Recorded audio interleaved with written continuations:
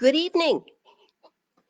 I cannot tell you how happy I am to be with you, and I apologize sincerely for being late. For some reason, Facebook decided it didn't recognize my camera or my microphone, and we tried to fix that for quite a little while, and then finally we decided I would just go to a different computer. So I'm on CAC's computer, and if I end up looking confused tonight, it's because I don't know my way around this one. Um, but here we are, nonetheless. So if you are here, please let me know. Um, I'll feel ever so much better if I'm not alone. And um, and let's just see what comes of it.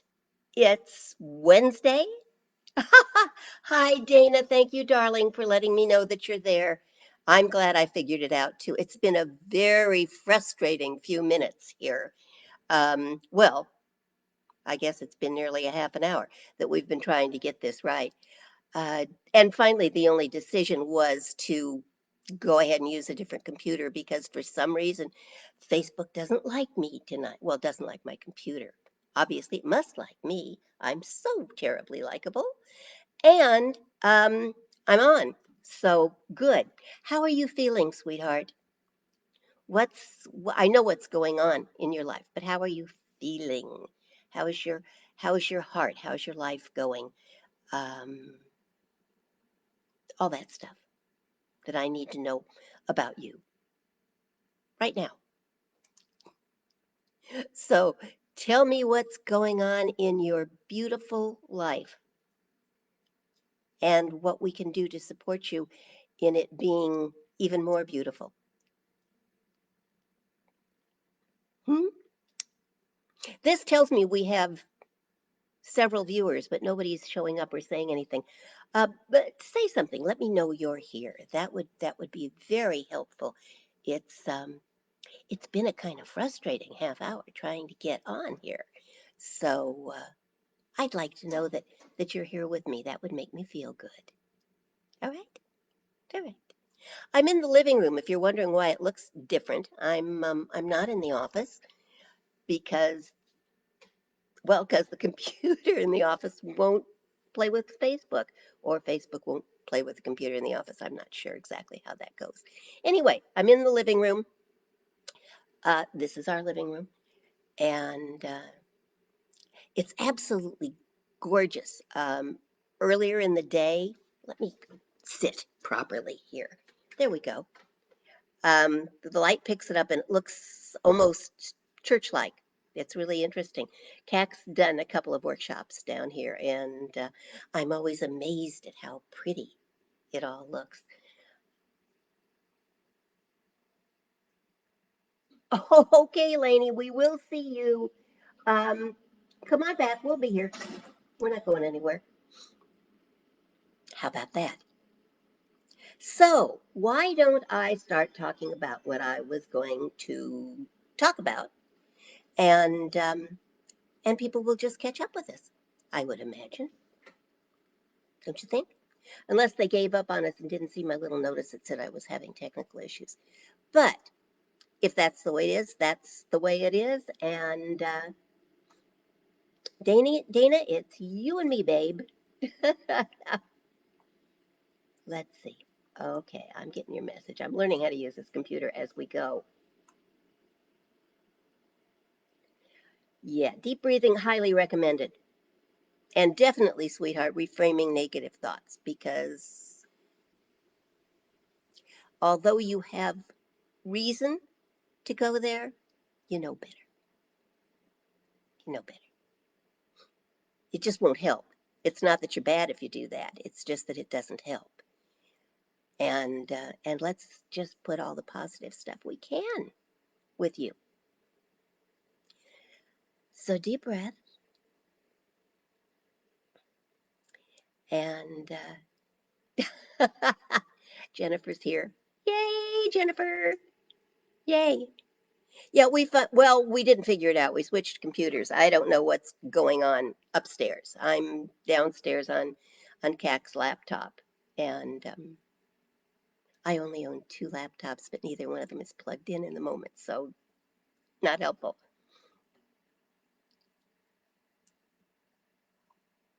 Yeah, we're all here for you, Dana. Not to worry, sweetheart. You are going to have so much prayer surrounding you that it'll be an embarrassment of riches. I know that. 4 days in the hospital and 4 to 6 weeks recovery. Now, do you go home for that? Or will there be like an interim stay in a recovery place? I know that's not what they call them, but you know what I mean. Or is that just the hospital, 4 days in the hospital, and then home you go? Oh, Kirk's going to be late. I hate it when Kirk's late. I'm just always glad he's here. He's our collective guy on Wednesday and Sunday. And I know we get other guys once in a while too, but Kirk's our rock. I like Kirk being our rock. Makes me very happy. And it makes me happy to know that he's with you.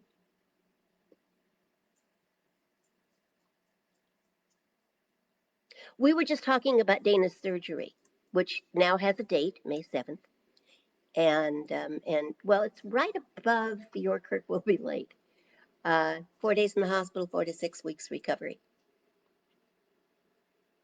Okay, straight home after the 4 days in the hospital. That was my question.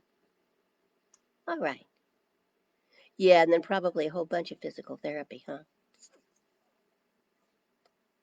That's kind of fun, though. I've had to do physical therapy a few times in my wanton little life and always kind of enjoyed it. It was good. Oh, look at water. Yay, thank you. Hmm. No, I think that'll do it. Thank you. Thank you. Thank you. Okay, so now that we're up on the information that we needed about Dana, boy, that's going to come up pretty quick, though, isn't it? Please let us know, Dana, if there's something that we can do to help you um, prior to surgery. I know they don't let anybody in the hospital anymore to visit. And if they did, it would only be one person, and it would be Chris. So, um, but let us know if there's something else that we can do for you ahead of time or when you get home. Just keep us posted, please. Please, on what works. Jennifer, you are so good at sending love. You are just so good at that. Makes me feel good. It does. So let me launch into what I was going to talk about tonight, if I can find it, and um, and we'll go from there.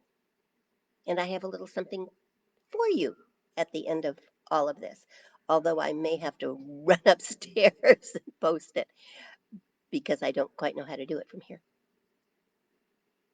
Okay? Okay. So you may not have noticed. I know all of your minds have been on other things. Jennifer's dealing, I would think, um, with some grief, and Dana's dealing with an upcoming surgery. Those things tend to kind of take top focus, as they should, in your mind. So if you haven't noticed, Ramadan began on Monday. The Islamic celebration began Monday night. It's the ninth month of the Islamic calendar, and it's observed by Muslims worldwide as a month of fasting. It lasts either 29 or 30 days based on the sighting of the crescent moon, which determines a whole bunch that I don't understand, but it's kind of like Easter, which is also based on the sighting of a crescent moon. So the holiday honors the time when Allah, via the angel Gabriel, revealed the first verses of the Quran, the holy book of Islam, to a caravan trader named Muhammad. It is a holy time and one of the five pillars of Islam. Specifically, the Quran states the month of Ramadan is that in which was revealed the Quran, a guidance for mankind, and clear proofs of the guidance and the criterion of right and wrong.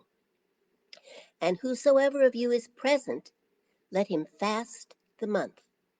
And whosoever of you is sick or on a journey, a number of other days. Allah desires for you ease. He desires not hardship for you, and that you should complete the period of Ramadan, and that you should magnify Allah for having guided you, and that perhaps you may be thankful. I love that wording. Perhaps you may be thankful. It's up to you, I guess. The 30 days of Ramadan are considered to be the most sacred month of the entire Islamic calendar, according to the Quran. Fasting, as they do during the entire month, was not a new idea, but was also obligatory for earlier nations of Islamic prophets, and even the pagans of Arabia used to observe fasting prior to the Islamic tradition.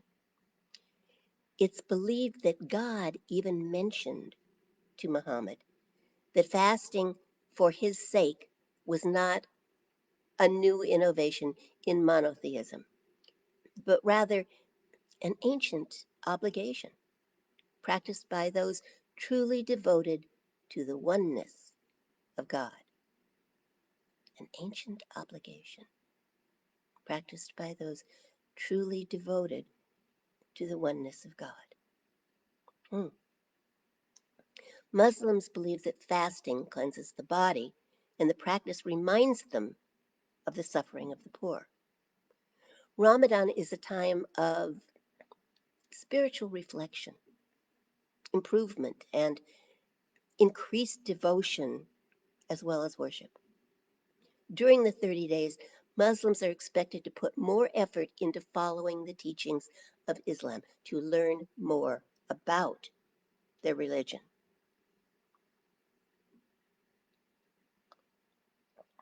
Fasting begins at dawn and ends at sunset.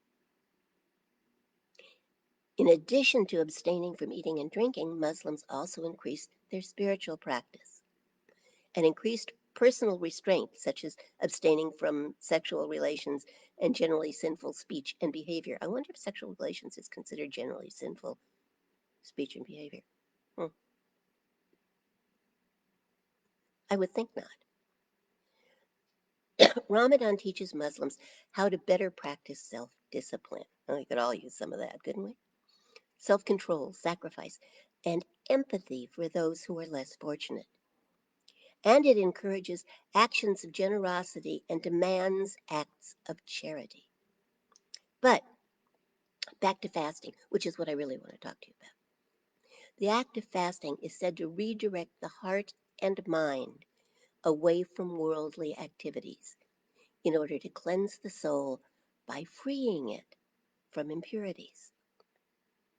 It has been suggested that fasting also has numerous health benefits, including improved brain function and alertness due to greater brain cell production, and greatly reduced stress levels, well, we could all use that, due to a reduction in cortisol, and a reduction in cholesterol, a reduction of blood glucose, a reduction in LDL cholesterol levels, and it increases HDL cholesterol, which is the good stuff. Oh, and just an FYI, weight loss due to the use of fat for energy. Okay, so while preserving muscle, we can lose some weight just by having less fat in our diet, which should then produce a decrease of waist circumference, decrease of body mass index, decrease of blood sugar, better control of diabetes, reduced blood pressure, and it is also obviously a detoxification process. And that's just what it does, my friends, on the physical level. So, why all this talk about Ramadan? First, it's on the calendar. and it began this week. And I think it serves us all to learn more about other religions and their holy days. And this whole idea of fasting, with all of its benefits, is an idea I believe it serves us to explore. If you're interested in physically fasting, that's your prerogative. And please note that as holy as Ramadan is, the fast is just there from sunrise to sunset. And, well, right here, right now in Ventura, sunrise tomorrow is at 6:26 a.m. and sunset is at 7:28 p.m. We have 13 hours of light. Muslims eat early. They don't not eat in the morning, but they eat prior to, well, in Ventura, 6:26 a.m. They fast during the day and then celebrate with food anytime after 7:28 p.m. here in Ventura. They do not starve themselves. It is not a 24-hour fast. It is a 13-hour fast. So you still get to eat.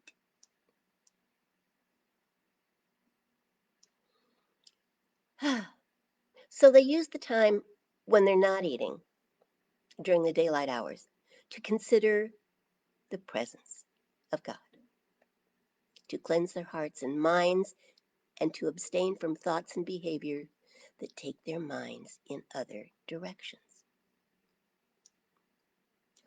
Hold on.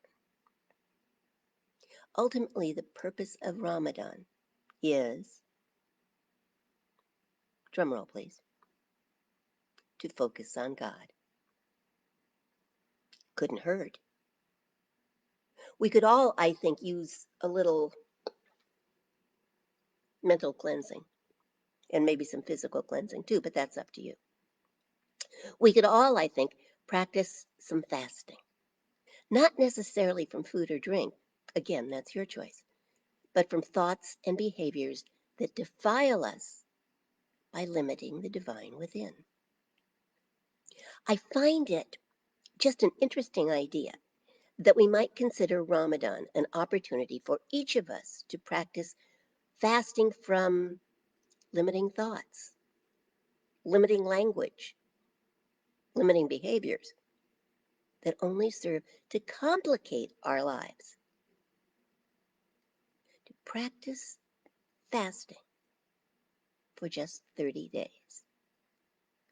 What might we be like?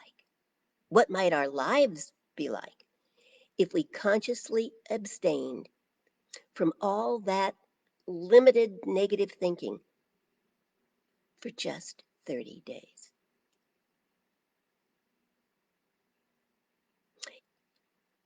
Matthew wrote, "It's not what a man puts in his mouth that defiles him, but what comes out of his mouth that makes him unclean." Hmm. It's not what has been in our lives, or even what is now in our life, that needs to be purged. It is perhaps all of the lies and half truths that we have swallowed and then repeated and perpetuated that need to be considered. Someone once said, "Let each of us resolve to be true to himself or herself, true to the truth as we understand it. When everyone learns to speak the truth, salvation will come to the world." Hmm?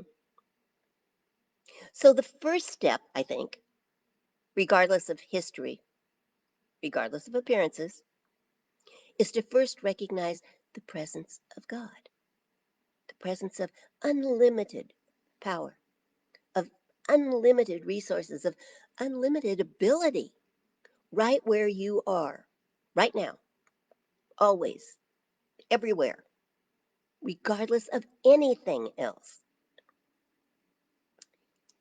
That's a small step for some, a larger one for others, but it's a giant step in consciousness, a step that changes everything. The second step then is to choose that, to choose that truth, the presence of God, as your truth, as your foundation, as your greatest reality. To choose that to the exclusion of any other fact, any other appearance. Because when you consciously choose that, that becomes your reality. We're always making choices. Isn't it time we made some that supported our highest selves and our greatest lives? The Quran says God changes not what is in a people until they change what is in themselves. We have the ability to choose. We have the ability to choose what we will do with our lives, what we will have in our lives, what we will put into our lives. Thoughts are things, you know that. They're creative. Our thoughts create our lives or diminish them. People have died of grief, of broken hearts, of deep abiding resentment, of excessive worry, and many other mental choices that had nothing to do with physical sickness. If we can die of negative mental diets, then surely we can live on a regime of greater truth.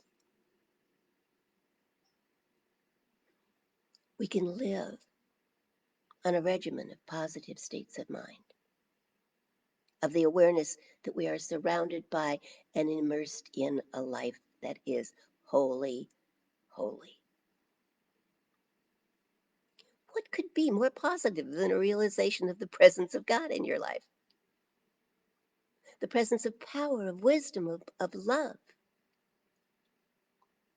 So you can wonder about what I have said today, tonight, and wonder if it's true, or think that it sounded good. But go back to the thinking the way you have perpetually been thinking and doing what you have perpetually been doing. Just be aware that that is your path and that nothing much will change very much. Or you can take what I have said to heart and to mind and commit yourself to spending 30 days changing your mind. Use the remaining days of Ramadan as a guide, and then just add a couple of days at the end since we're starting on Wednesday instead of Monday. Or just count out 30 days from tomorrow and begin in the morning, fasting from doubt, fasting from limited thinking, fasting from words and behaviors that limit the divine within you.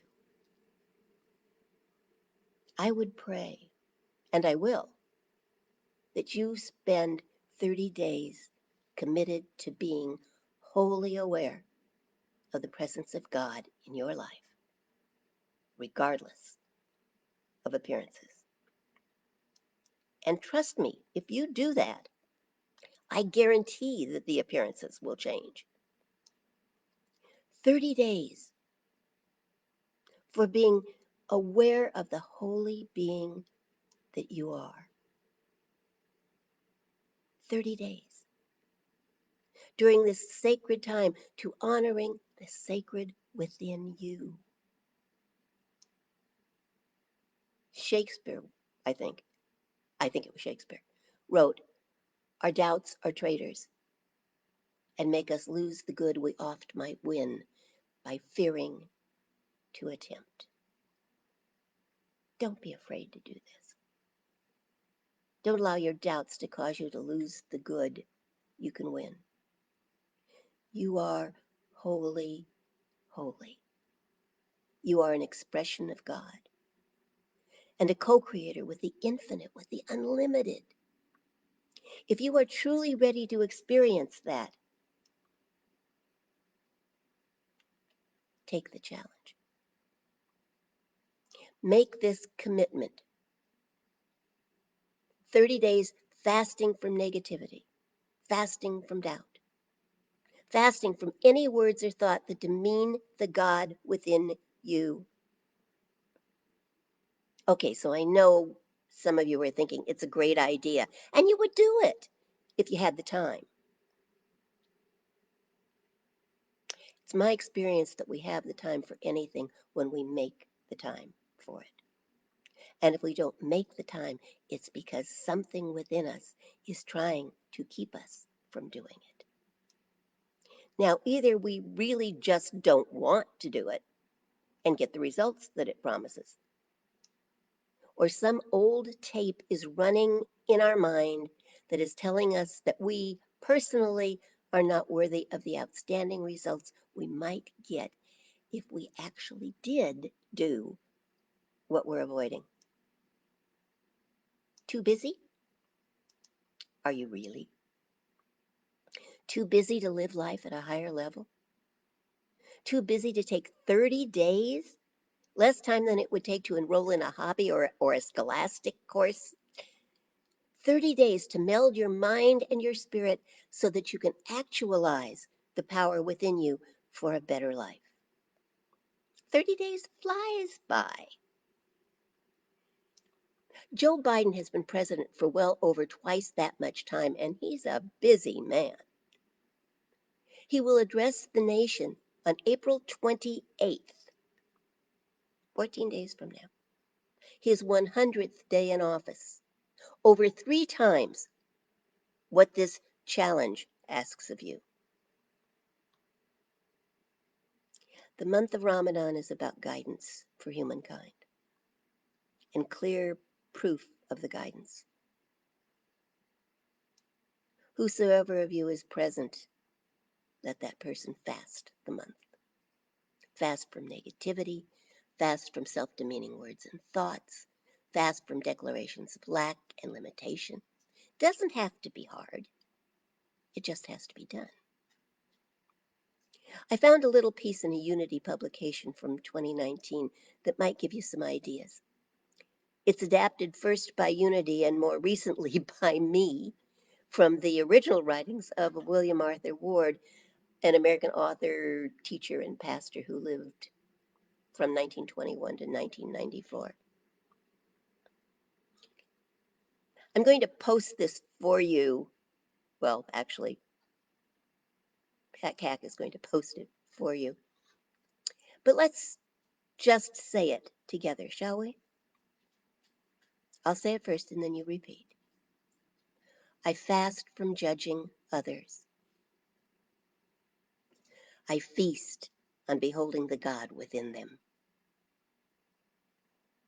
I fast from focusing on differences. I feast on the oneness of all life.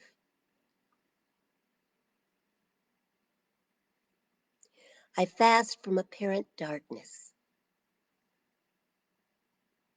I feast on the healing power of spirit. I fast from words that pollute. I feast on phrases that purify and empower. I fast from discontent.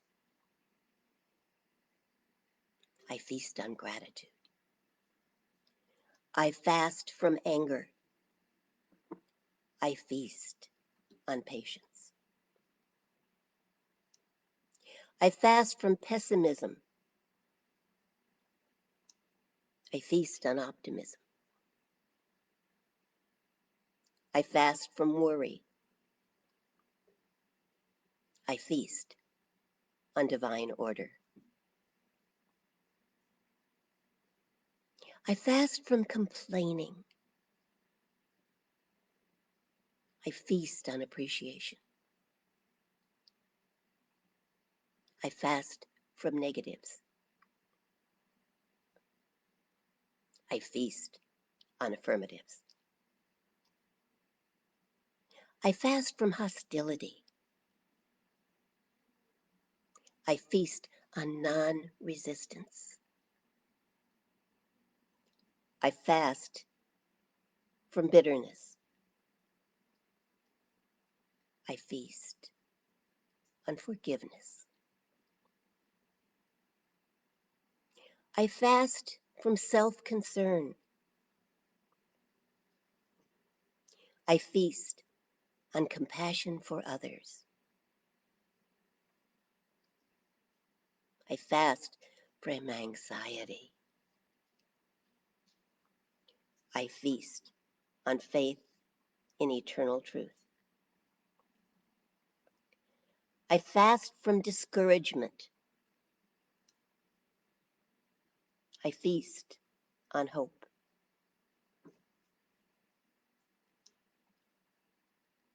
I fast from facts that depress. I feast on thoughts that uplift. I fast from suspicion. I feast on truth. I fast from shadows of sorrow.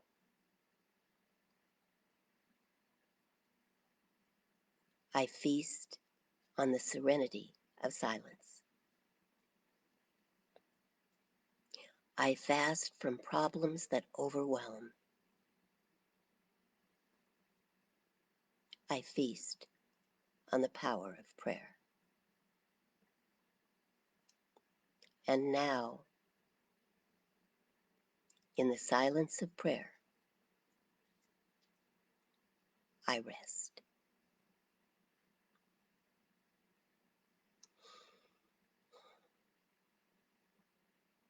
Remember, please, that God desires for you ease, not hardship.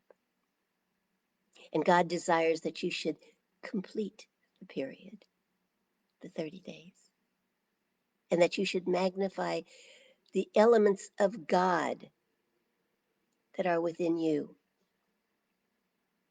and that are guiding you, and that perhaps, just perhaps, you may be thankful. You know, legend has it that God even mentioned to Muhammad that fasting for his sake was not a new idea for Muslims, but was an ancient obligation practiced by those truly devoted to the oneness of God. My question for you tonight is, are you willing to be one of those?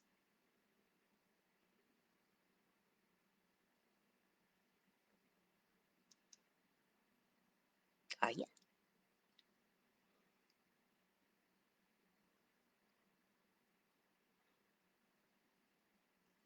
Yay, Heidi's here.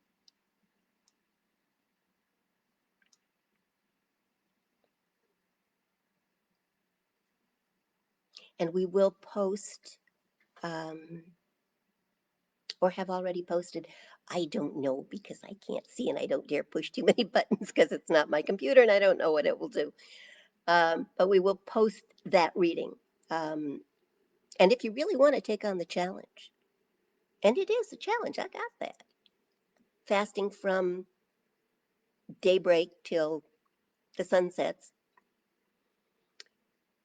But if you will spend the time between reading what we have just read together and contemplating on how you can apply that to what you are doing, and check back in during the day to make sure that you are, in fact, doing that.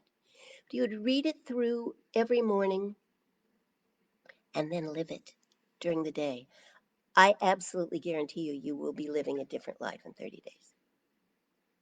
You'd have to be. Everything changes. I think we can all do it, Jen, and you know, it doesn't really require physical fasting. What it is asking of us is to fast from all of those things we just read. To not do that for 30 days. It's going to change everything. And if you want to add to that a physical fast, that's your own business. You don't need to. A fast could also look like skipping one meal. and or eating just healthy food. You define your own physical fast or lack of same. What I'm asking you to do is the mental fast because it will change everything. It will change you for the better. I know that. I just know that. That's why I wanted to share these thoughts with you tonight.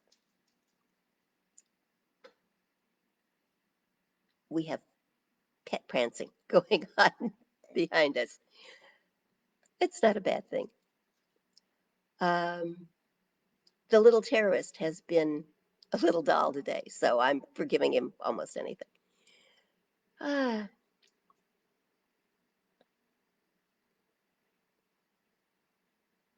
yeah, thank you, Heidi. I figure there's two shots to get at this whole fasting idea. Back in the Spirit Works days, we did a thing called Fast Track that was about fasting too.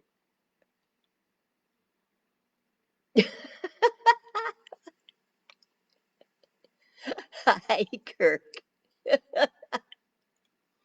It was a move of necessity. I went to check in early on Facebook on my computer, the one that I use up in the office all the time, and it said, "Nope, can't find your camera, can't can't find your microphone." I thought they're right here. Look, camera's right up there, microphone's right over here. I tried the old Mel Hirsch taught me a trick years ago, when he installed Dish for me, and he said if it ever breaks down and acts screwy, just unplug it for 60 seconds and plug it back in. Most of the time, that'll fix what's wrong. And to this day, that works. And I have learned to apply it to many other things in my life. And it usually works real well with the computer that just gets its little head in a knot or something. But even that wasn't working tonight. So, I stopped using, isn't this interesting? It was just last week I was talking about the fact that I stopped using um, Outlook, Google Chrome specifically, um, because it kept not recognizing my camera. And it always knew my microphone was there, but it didn't recognize my camera. And someone said, try Firefox. So I did. And it worked perfectly up until tonight when, yeah, I don't know what happened. Anyway.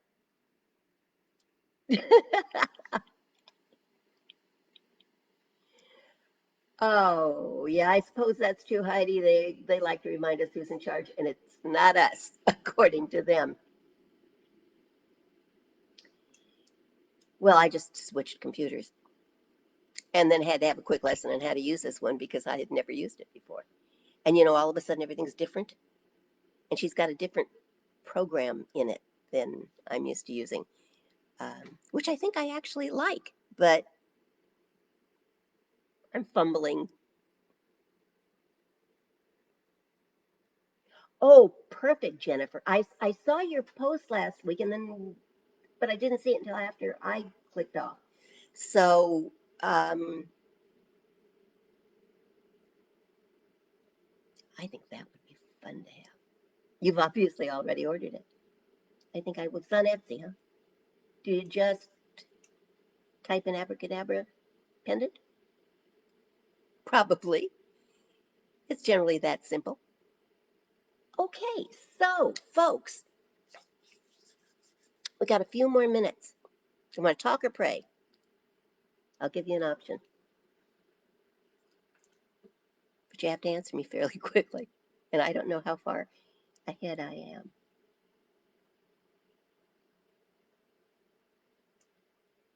I got a yeah from Jennifer. Kirk, I'm so glad you joined us. I really miss you when you're not here. It's our resident guy. Other guys come and go, but Kirk, okay, pray, pray. I got it. I got it. Okay, we can do that. We got time to pray. We'll make time to pray. Water, Okay, so close your eyes if that's comfortable. If not, just soft focus. The whole idea is not to be looking at me, but rather to be looking at the God within you. So do either one of those things or whatever works for you. Stare at a candle, stare at a light, stare at a cat. God's in everything. And just take a breath. Deep breath if that's what feels good, if that's what your body needs. Gentle breath if gentling is what you need. You know, sometimes on a stressful day, people will say, take a deep breath. And I think, ah, yeah. But sometimes I just want to remember that the world can be gentle, that life can be gentle. So just take a breath.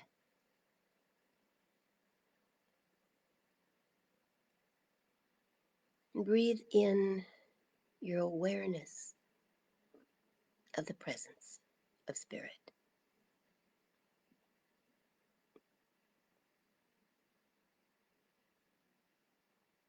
I suppose we are also breathing in God, but it's already there. On the other hand, perhaps if we breathe in spirit, we can fill ourselves to overflowing, and that would never hurt.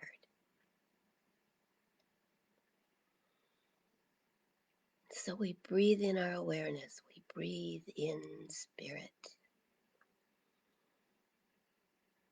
and we exhale anything in our being that would deny that, anything that feels like it is unlike that, any frustration or fear, anxiety, sadness. It all waits for it. Waits for us. We can call it back whenever we want. But for just a moment, let us give ourselves a time out and simply relax in the awareness of the presence that abides within us.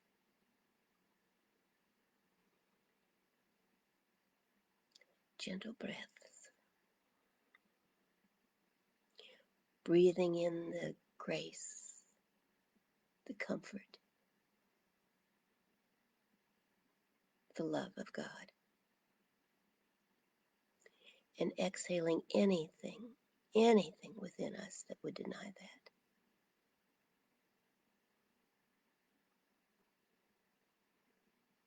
We are children of the Most High God,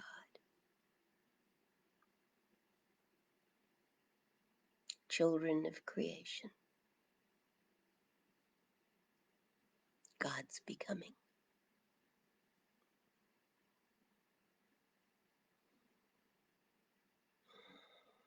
Creators unfolding.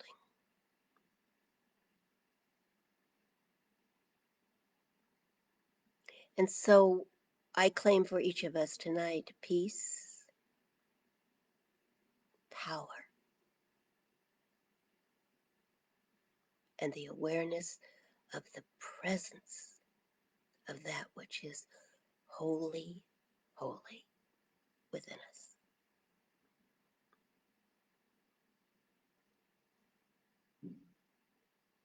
There is nothing in our lives more powerful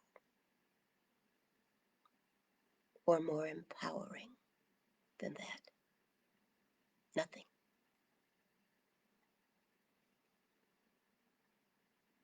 Whatever challenge we may be facing, whatever darkness may seem to surround us, it is only an illusion compared to the power within us. We are holy, holy.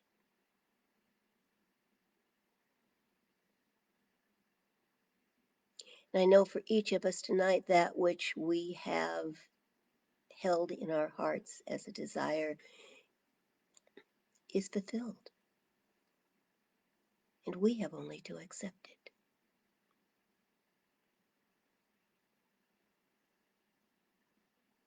I pray tonight for those who have asked for prayer, that that which they envision for their future is their reality. I pray for those hearts that feel broken, that they are mended with leaving just a little spot where love may pour through.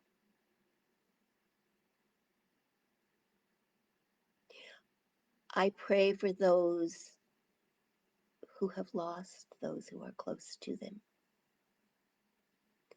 that they are so filled with gratitude for having had those people in their lives that when they think of them, they can think only joy.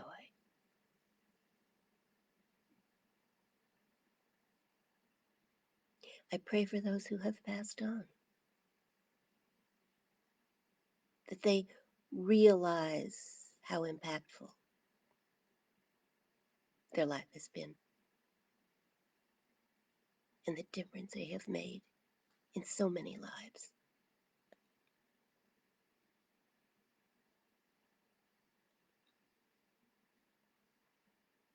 I pray that for each of us, opportunity knocks clearly on our door and that we have the courage to open it and welcome opportunity in. I pray for the success of new ventures and of old ventures as well. And I pray for success in each one of our lives, knowing that the power within it, within us, will make it so.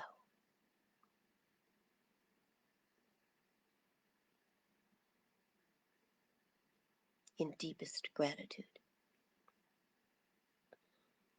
I accept all of this and the more that is unspoken for each of us, for all of them. And we let it be so. And so it is.